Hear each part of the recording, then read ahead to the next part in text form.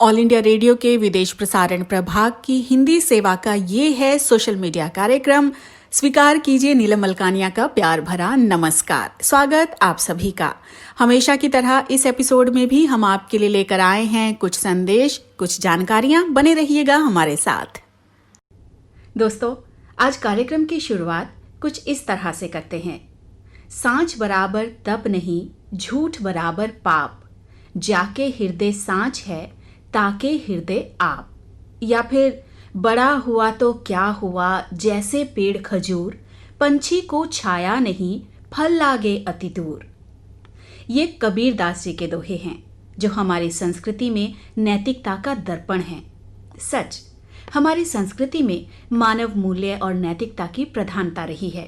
सत्य, प्रेम, अहिंसा और भाईचारे जैसे तत्व हमेशा से ही विद्यमान रहे हैं और समय समय पर हमारे मनीषियों ने इन तत्वों को समाज के सामने बड़े ही सुरुचिपूर्ण ढंग से प्रस्तुत किया है। ये तत्व हमारे जीवन के अमिट अंग बन गए हैं। आज के समाज में बढ़ती प्रतिस्पर्धा और उसके खतरों से कबीर दास जी सदियों पहले ही हमें सचेत कर गए थे। उन्होंने कहा था, रूखी सूखी खाए के ठंडा पानी पीव, देख पराई चूपड़ी मत ललचावे जीव। बात चाहे सद्भाव की हो या शील स्वभाव की, बात प्रेम और भाईचारे की हो या फिर माता पिता की सेवा, परिश्रम और स्वाभिमान की। एक आदर्श इंसान में जो भी गुण होने चाहिए, हमारे मनीषियों ने बहुत ही सरल तरीके से और आम बोलचाल की भाषा में छोटे छोटे दोहों या कहावतों के माध्यम से हमें उन सभी गुणों के बारे में सीख दी है। बिगड़ी बात बने नहीं, लाख करो उपाय। बिगड़ी बात बने नहीं, लाख करो उपाय। कबीरा बिगड़े दूध को मथे न माखन आए, कबीरा मथे न माखन आए।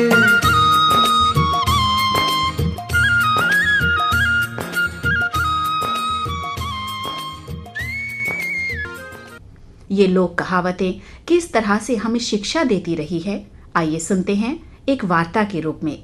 वार्ताकार हैं डॉक्टर पूरनचंद टंडन।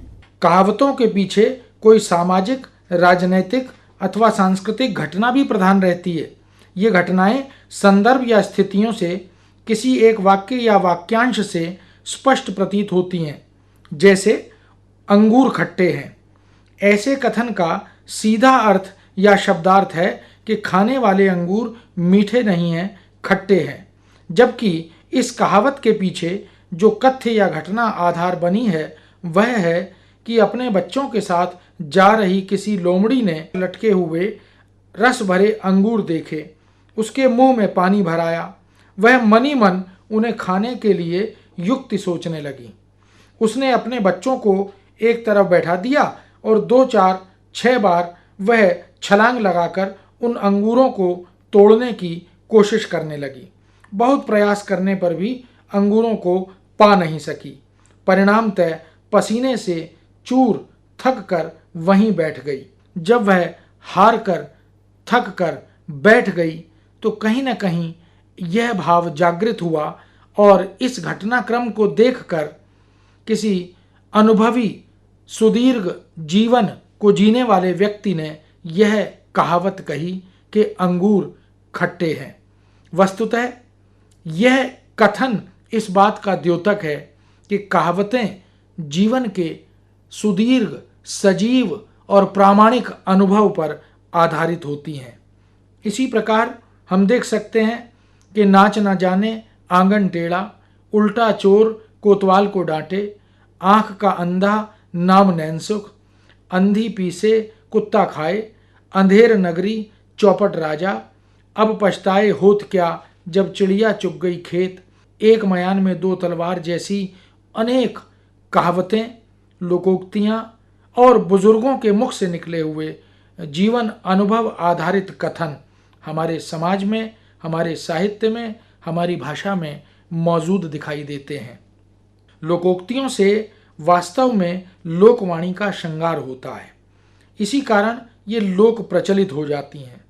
इनसे भाषा में काव्यात्मकता का आभास मिलता है और इन सब से ऊपर के जीवन के अनुभवों की प्रामाणिकता भी मिलती है। कहावतों में लोक अनुभव की सिद्ध मणियाँ मिलती हैं। इन मार्गदर्शक अनुभवों के ज्ञान से मनुष्य की वाक शक्ति संपन्न और सुदृढ़ होती है। इनसे हमारे नैतिक, सामाजिक, धार्मिक जीवन की आधारशिलाएं भी मजबूत होती हैं।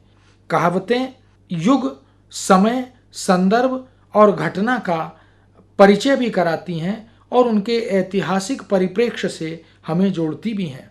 लोकोक्तियों के माध्यम से ही हम अपनी परंपरा, अपनी चेतना, अपनी संस्कृति से जुड़े रह सकते हैं। इनसे मिट्टी की गंध का बोध भी होता है। उचित अवसर पर सटीक प्रसंग के संदर्भ में इस प्रकार की उक्तियां व्यक्त की जाती हैं। इसलिए कह सकते हैं कि ये सूत्र वाक्य जीवन के सार्वभौम सत्य, सुख दुख, जीवन मरण, आचार विचार, रीति नीति, खान पान, शकुन अपशकुन, खेती बाड़ी, आहार विहार, पशु पक्षी, जीव जंतु आदि से संबद्ध भी होती हैं। कवियों ने तथा जीवन को, समाज को निकट से देखने वाले बड़े बड़े समाज सुधारकों ने ऐसी कहावतों का प्रयोग अपने कथनों में किया है। जैसे मोम रदन कहूँ लोह के चना चबाए जात। क्या लोहे के चने कभी मोम के दांतों से भी चबाए जाते हैं? यह मध्यकाल के एक कवि की प्रयुक्ति है जिसमें कहावत का बड़ा रचनात्मक उपयोग किया गया।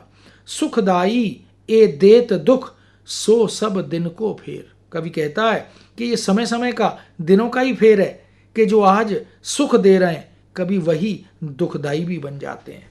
तो इस ऐसी कहावतों में वस्तुतः जीवन का वह दर्शन है जो मनुष्य को ढांढस बंधाता है। इसी प्रकार रहीम कवि का यह कथन, जिसमें बहुत सुंदर कहावत का प्रयोग है, एक ही साधे सब सधे, सब साधे सब जाए, रहीमन मूल ही सींची हो, फूल ही फल ही अघाए। सबको साधने में सब चले जाते हैं, किसी एक को साधें वैसे ही जैसे जड़ को सींचने से वृक्ष में या पौधे में फूल, फल, पत्र आदि सभी सिंचित हो जाते हैं। इसी तरह मंत्रण के बस जो निपत सो न कहत सुख साज। कवि मतिराम कहते हैं कि वह राजा जो मंत्रियों के बस में रहता है वो कभी भी सुख का सामना नहीं कर पाता। जे छोड़त कुल आपनो ते पावत बहु खेद। इस प्रकार के अनेक कथन हैं और हम देख सकते हैं कि वृंद कवि ने एक बहुत सुंदर कथन के माध्यम से सुंदर कहावत का प्रयोग हमारे सामने प्रस्तुत किया। अपनी पहुंच विचारी के करतब करिए दौर, तेते पांव पसारिए जेती लांबी सौर। उतने पांव फैलाइए जितनी चादर है। यह कथन लोक जीवन में बहुत प्रचलित है। इसी तरह जैसे हांडी काठ की चढ़े न दूजी बार। लकड़ी की जो हांडी है वह एक ही बार अग्नि पर चढ़ती है, भोजन को तैयार करती है और उसके बाद व्यर्थ हो जाती है। वह सोने को जारिए जासों टूटे कान।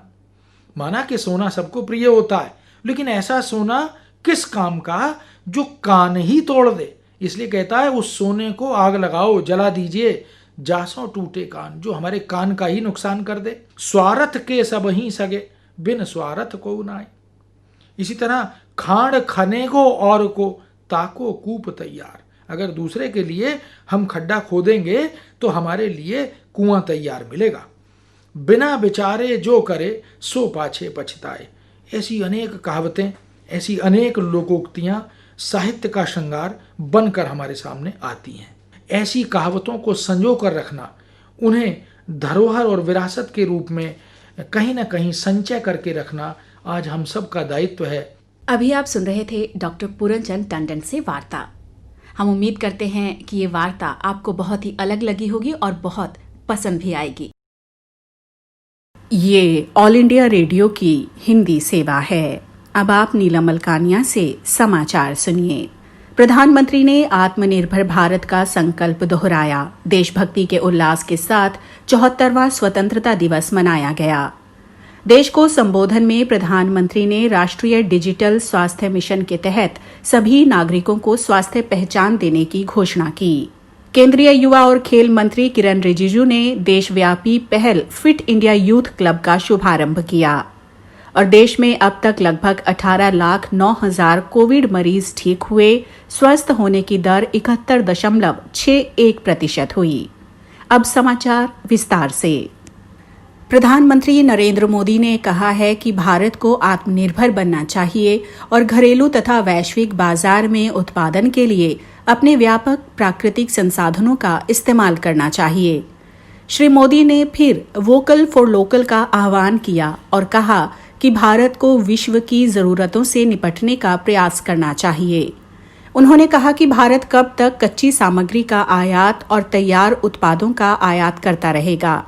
उन्होंने कहा कि भारत के पास विशाल प्राकृतिक संसाधन हैं और समय की मांग है कि इसके मूल्य में वृद्धि की जाए। उन्होंने कहा कि भारत को मेक इन इंडिया के साथ साथ मेक फॉर द वर्ल्ड के मंत्र के साथ आगे बढ़ना होगा। प्रधानमंत्री नरेंद्र मोदी ने राष्ट्रीय डिजिटल स्वास्थ्य मिशन की शुरुआत की भी घोषणा की।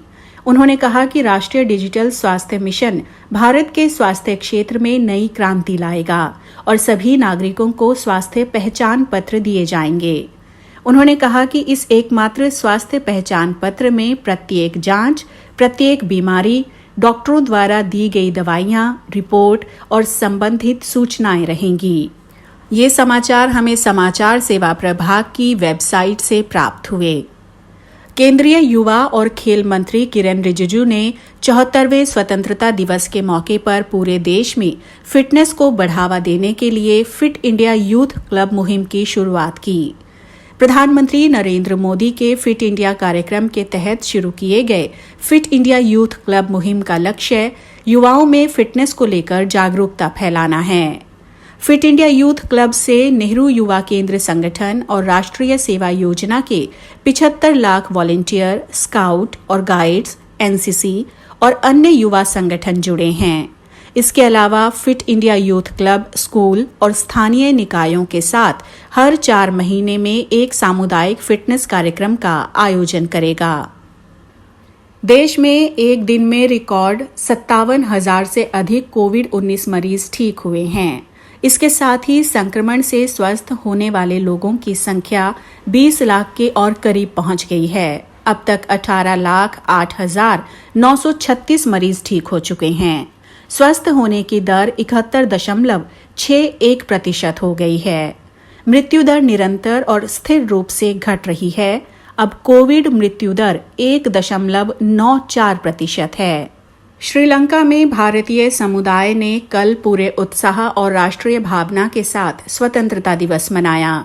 मुख्य समारोह सुबह कोलंबो के इंडिया हाउस में आयोजित किया गया। श्रीलंका में भारतीय उच्चायुक्त गोपाल बागले ने राष्ट्रीय ध्वज फहराया और राष्ट्रपति रामनाथ कोविंद के भाषण के अंश पढ़े गए। समारोह के अंत में कोलंबो के स्वामी विवेकानंद सांस्कृतिक केंद्र के कलाकारों ने नृत्य प्रस्तुति दी। बाद में भारतीय उच्चायुक्त और अन्य अधिकारियों ने कोलंबो के बटरमुला में भारतीय शांति सेना स्मारक पर शहीदों को पुष्पांजलि अर्पित की। जाफना, हम्बनटोटा और कैंडी में भी स्वतंत्रता दिवस समारोह आयोजित किए गए। भारतीय क्रिकेट टीम के पूर्व कप्तान महेंद्र सिंह धोनी ने अंतर्राष्ट्रीय क्रिकेट से संन्यास लेने की घोषणा की है। सोशल मीडिया पर उन्होंने अपने पूरे करियर में मिले सहयोग के लिए सभी का धन्यवाद किया। इसी के साथ ये समाचार बुलेटिन अब समाप्त होता है। आज हम सीखेंगे बाजार में पेमेंट करना। पेमेंट हमेशा पेमेंट ऐप जैसे कि भीम ऐप, गूगल पे, पेटीएम या अपने बैंक ऐप से ही करने की कोशिश करें।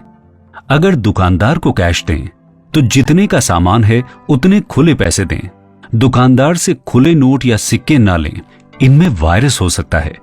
अगर लेने पड़े तो उन्हें हाथ में ही रखें और घर पहुंचते ही कागज के नोटों को टेबल पर रखकर किसी और से उस पर गर्म इस्त्री करवाएं। सिक्कों को 70% अल्कोहल वाले हैंड सैनिटाइजर या साबुन और पानी से धोएं। उसके बाद अपने हाथ भी साबुन से धो लें। जी हाँ, कोरोना का खतरा टला नहीं है, इसलिए हमें बाजार में लेन देन के नए नियम सीखने होंगे। सावधानी की आदतों के साथ जीना सीखना होगा। नए नियम अपनाएंगे, कोरोना को हर दिन हराएंगे। उत्तर प्रदेश सरकार द्वारा जनहित में जारी।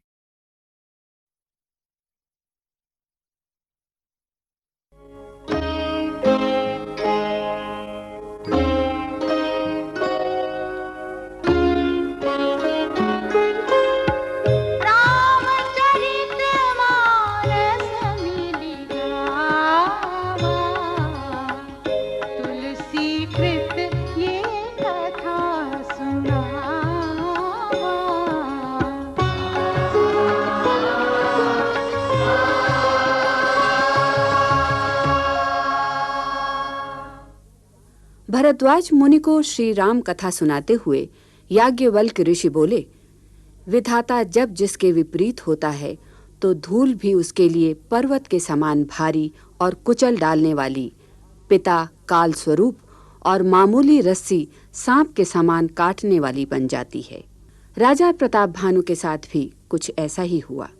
ब्राह्मणों द्वारा अभिशप्त होकर राजा प्रताप भानु कालांतर में रावण नामक राक्षस हुआ। उसका छोटा भाई अरिमर्दन कुंभकर्ण के रूप में जन्मा और मंत्री धर्मरुचि ने अपने ज्ञान, विवेक तथा आस्था के कारण विभीषण का शरीर पाया। रावण, कुंभकर्ण तथा विभीषण ने कठिन तपस्या की।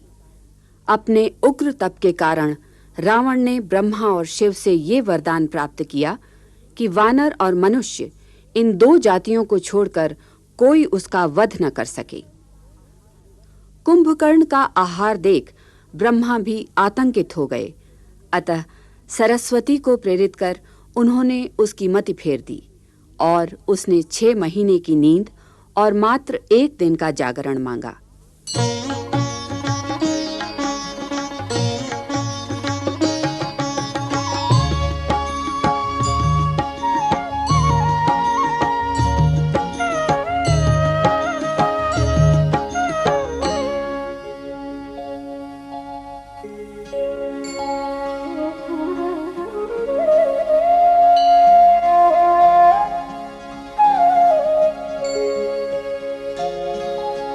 भरद्वाज सुनु जाहि जब होई विधाता बाम, धूरि मेरु सम जनक जम, ताहि ब्याल समदाम।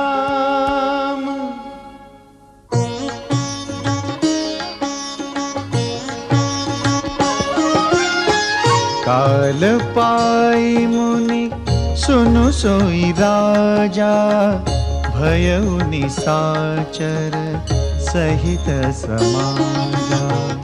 10 सिर ताहि 20 भुज दंडा, रावण नाम वीरवरि बंडा।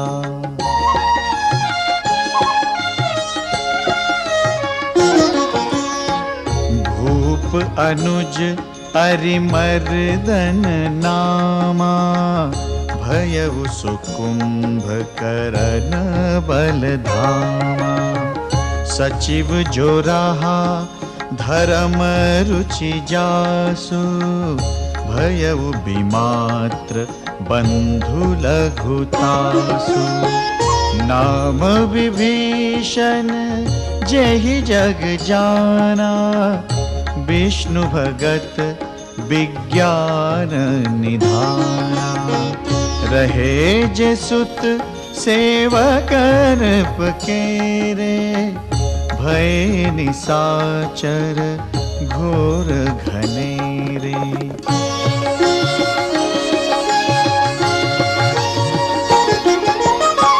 काम रूप खल जिनस अनेका, कुटिल भयंकर विगत विवेका। कृपा रहित हिंसक सब पापी, बरनि न जाहि विश्व परितापी।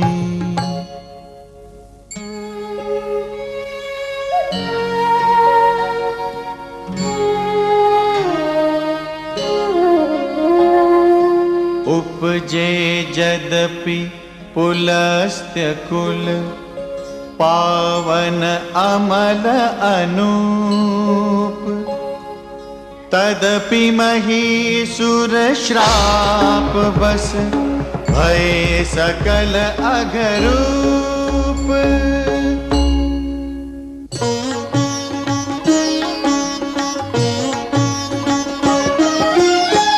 कीन विविध तप तेरे हूँ भाई परम उग्र नहीं बरने सो जाए गयऊ निकट तप देखी विधाता मागहु बर प्रसन्न मैं ताता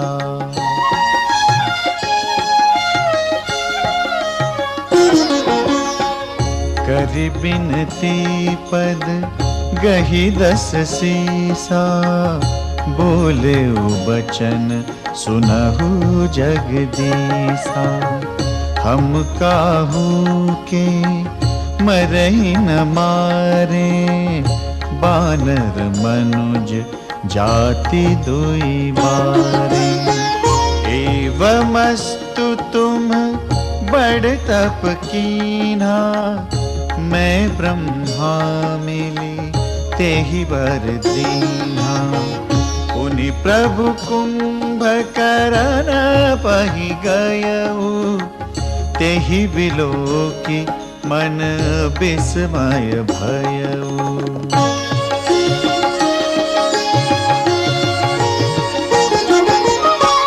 जो एहि खल नित करब आहारु होई सब उजारी संसारु सारद प्रेरी तासुमति फेरी मागे सिनीद मास शट केरी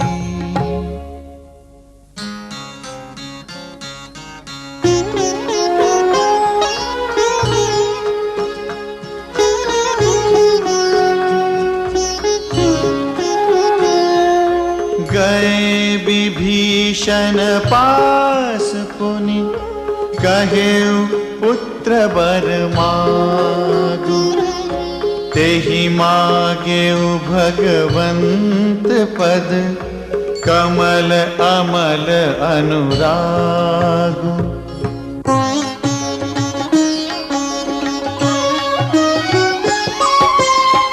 तिन्हि दे बर ब्रह्म सिधाए हर्षित ते अपने गृह आए मय तनुजा मंदोदरी नामा परम सुंदरी नारी ललामा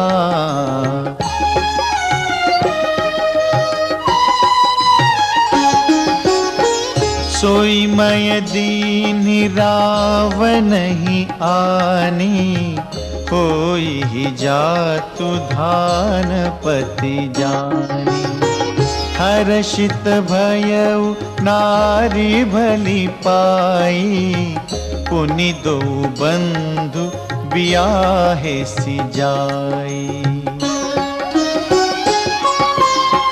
गिरि त्रिकूट एक सिंधु मझारी विधि निर्मित दुर्गम अति भारी सोई मय दानव बहुरी संवारा कनक रचित मणि भवन अपारा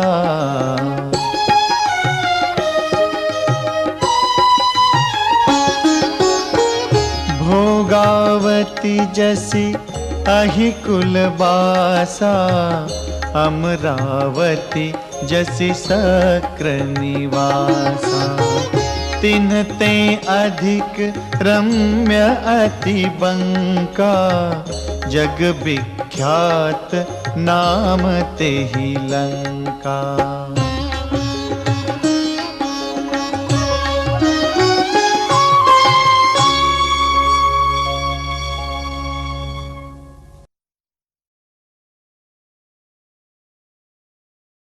आइए सुनते हैं सामयिक वार्ता। विषय है भारत मालदीव के संबंधों में प्रगति। आलेख पद्म सिंह का है। वाचक है मनोज कुमार चौधरी। भारत के विदेश मंत्री डॉक्टर एस जयशंकर तथा मालदीव के विदेश मंत्री अब्दुल्ला शाहिद ने वीडियो कॉन्फ्रेंस के माध्यम से एक बैठक की। ये बैठक भारत तथा मालदीव के बीच नियमित रूप से होने वाली एक उच्च स्तरीय बातचीत का हिस्सा थी। इस बैठक ने द्विपक्षीय संबंधों का जायजा लेने का एक अवसर प्रदान किया तथा इस बैठक में कोविड-19 और संपूर्ण द्विपक्षीय साझेदारी के संदर्भ में कुछ महत्वपूर्ण घोषणाएं हुई। मंत्रियों ने भारत तथा मालदीव के बीच की समय की कसौटी पर परखे गए संबंधों की स्थिति की समीक्षा की तथा संतुष्टि जताई कि कोविड-19 महामारी के कठिन समय के दौरान भारत ने अपने निकटतम समुद्री सहयोगी का मित्र की तरह साथ दिया। भारत तथा मालदीव ने कोविड-19 महामारी के साथ निपटने में बहुत निकटता के साथ काम किया। पड़ोसी देशों में मालदीव कोविड-19 संबंधी भारतीय सहायता प्राप्त करने वाला सबसे बड़ा लाभार्थी है। इस महामारी के कारण स्वास्थ्य और अर्थव्यवस्था पर पड़ने वाले प्रभाव को कम करने के लिए डॉक्टर जयशंकर ने मालदीव को सभी संभव सहायता देने संबंधी भारत की सतत वचनबद्धता की पुनः पुष्टि की। मालदीव के आग्रह पर भारत ने 100 मिलियन अमेरिकी डॉलर के एक अनुदान के वित्तीय पैकेज तथा 400 मिलियन अमेरिकी डॉलर की एक नई ऋण सीमा के माध्यम से ग्रेटर माले कनेक्टिविटी परियोजना GMCP को समर्थन देने का निर्णय लिया है। ये मालदीव की सबसे बड़ी नागरिक मूलभूत संरचना परियोजना होगी जो माले को भारतीय ऋण सीमा के तहत निर्मित हो रहे बंदरगाह वाले विलिंगिली, गुलही फाहू तथा 6.7 किलोमीटर तक फैले एक पुल और पक्की सड़क के संपर्क के निर्माण के जरिए एक नए औद्योगिक क्षेत्र थिलाफुशी को जोड़ेगी।